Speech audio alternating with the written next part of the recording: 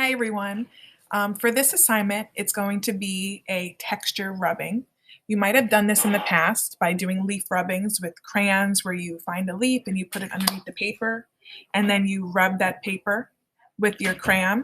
For this, what you're going to do is find different textures either around your house or outside, and you are going to do that same kind of thing. So this is what I'm going to do to prep my paper. If you have a different way to prep it, that's totally fine. Take your paper, fold it in half once,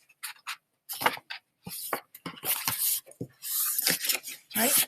And then fold it in half again. This is going to give you 4 equal parts. It's okay if it's not perfect. It doesn't matter. And then what you're going to do is you'll take a second sheet of paper and do the same thing. I'd like you to find 8 different textures.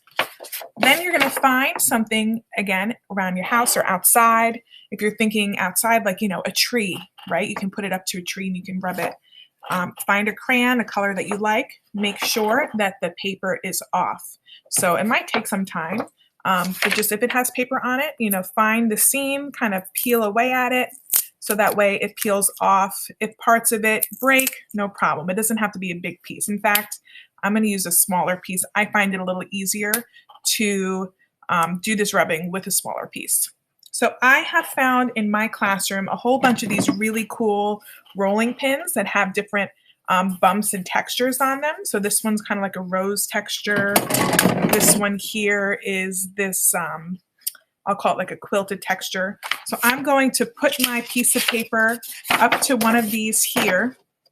I'm going to put the object behind, and then I would do this on a table and press down, but just to show you here, I'm just going to wrap it around, take my my crayon and just do a rubbing on top, and you can see that that texture is already starting to show, right? How cool is that? So this is a really interesting way for you to start seeing how texture translates to a piece of paper. So when talking about the element of our texture, there's something called real texture, which is when you actually touch something that it has a tactile quality to it. The surface feels bumpy or it feels rough. Okay, and then there's something called implied texture, which now this would be implied texture because when I touch it, it doesn't feel like this here, but it kind of looks the same, right? It looks very similar because I did a rubbing of it. So I am implying to the person looking at this that by doing this rubbing, or even if we were to do lines going this way, lines going that way, that it might actually feel a little bumpy. So it's kind of a neat trick to the eye. I'll do one more so you can see what a different rubbing looks like. I'll do the flower one here. And I'm just going to go right next to it, kind of wrap it around a little bit. Like I said, for you, it's going to be easier if you put it down flat and go like this on top of it. But I'm going to take my crayon, put the paper off, and I'm going to go like this on top of it, kind of taking my time.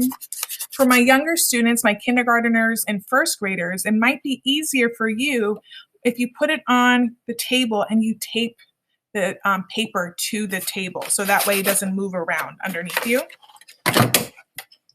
So here we go. This is the second textured thing that I found. So I would do 1, 2, 3, 4, and then I would do 4 more on this page. And I'm going to then take a picture of them together like this, and as you guessed it, upload it to Artsonia. Okay, everyone, I'm looking forward to seeing your texture rubbings. Have so much fun. I always loved doing this as a kid. Honestly, I love doing it now. So no change. I'll talk to you all later. Bye.